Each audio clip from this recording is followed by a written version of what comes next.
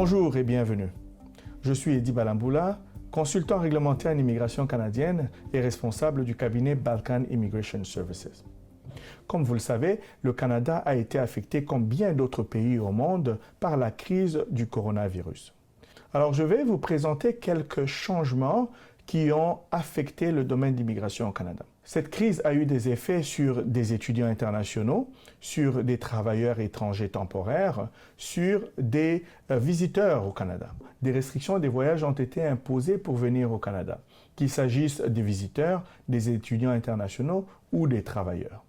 Alors nous allons regarder dans les détails quelles sont ces restrictions et comment elles s'appliquent à chaque individu, que vous soyez visiteur, étudiant international ou travailleur. Qu'est-ce que c'est qu'un voyage essentiel?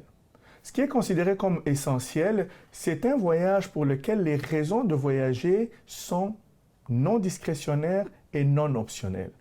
Alors, qu'est-ce que cela veut dire? Ça veut dire que ça ne doit pas être un voyage pour un motif comme le loisir, par exemple, comme pour le tourisme, ou pour du divertissement. Juste à titre d'exemple, un Américain a été interdit d'entrer au Canada pour venir assister à l'accouchement de son fils parce que le voyage a été considéré comme non essentiel. Donc vous comprenez que pour venir au Canada, il faut avoir des bonnes raisons de faire le voyage en ce moment. Et d'ailleurs, pour être en mesure d'entrer au Canada en ce moment, quelques individus seulement peuvent entrer au Canada parce qu'il y a des restrictions de voyage et il y a des conditions strictes à respecter pour être en mesure d'entrer au Canada en ce moment. Les demandeurs de résidence permanente qui ont obtenu leur approbation le 18 mars ou avant cette date-là, avant l'entrée en vigueur de ces restrictions, sont encore autorisés d'entrer au Canada.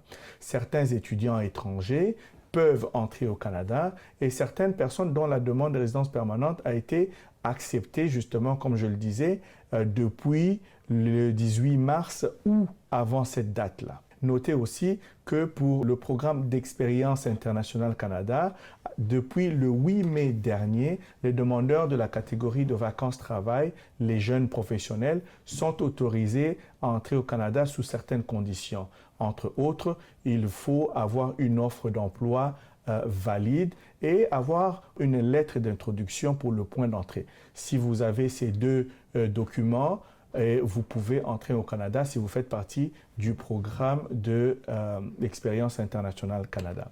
Il y a des conditions strictes à respecter lorsque vous voulez prendre l'avion. D'abord, une vérification de santé doit être faite par les responsables de la compagnie d'aviation. Vous serez obligé à passer ces vérifications pour voir si vous avez des symptômes qui sont assimilés aux symptômes de la COVID-19.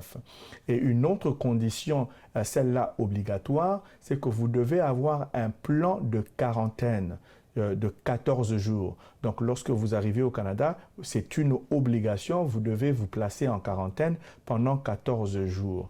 Si vous n'avez aucun plan de quarantaine ou de mise en quarantaine, vous ne serez pas autorisé à prendre l'avion et voyager, venir au Canada. Donc, vous devez avoir un plan au départ et prévoir qu'est-ce que vous allez faire, où vous allez résider pendant 14 jours, comment vous allez vous occuper de vous-même et comment vous allez vous en sortir. Si ce plan-là n'est pas respecté, vous vous exposez à des pénalités. Si vous arrivez au Canada, vous présentez votre plan, mais que vous ne le respectez pas, ça veut dire que vous sortez, vous vous exposez à des pénalités, à des amendes qui pourraient atteindre jusqu'à 750 000 $, jusqu'à 6 mois d'emprisonnement et être considéré interdit des territoires et même renvoyé. Alors, c'est vraiment quelque chose à prendre très au sérieux pour ceux qui sont autorisés à entrer au Canada en cette période de restriction.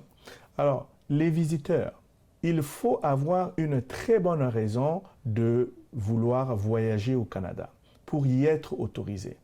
Même si vous avez un visa valide en ce moment ou que vous avez une autorisation de voyage électronique, vous ne pouvez voyager au Canada que lorsque vous avez des bonnes raisons, comme je l'ai mentionné, des raisons qui sont essentielles. Par exemple, lorsque vous venez assister votre membre de famille immédiate au Canada. Et qui est considéré comme membre de famille immédiate? C'est votre époux, vos enfants à charge, vos parents. Et vous avez des raisons de venir au Canada en ce moment ici pour venir vous en occuper et que ces raisons-là soient essentielles. La prorogation de séjour.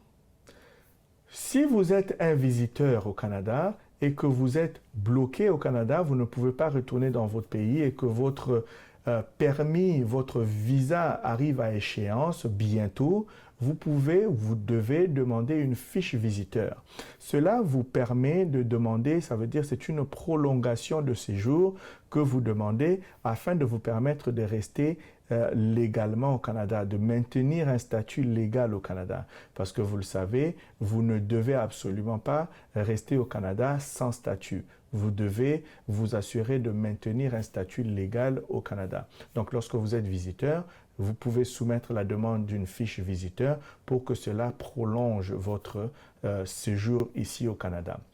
Que vous soyez présentement au Canada ou à l'extérieur, à l'étranger, si vous avez besoin d'aide pour soumettre quelconque demande que ce soit d'immigration, qu'il s'agisse d'une demande de permis d'études ou qu'il s'agisse d'une demande de prorogation de statut, n'hésitez surtout pas d'entrer en contact avec nous, regardez les informations sur votre écran et nous contacter, que ce soit par Facebook, par Instagram ou par notre numéro de téléphone ou tout simplement nous envoyer un courriel.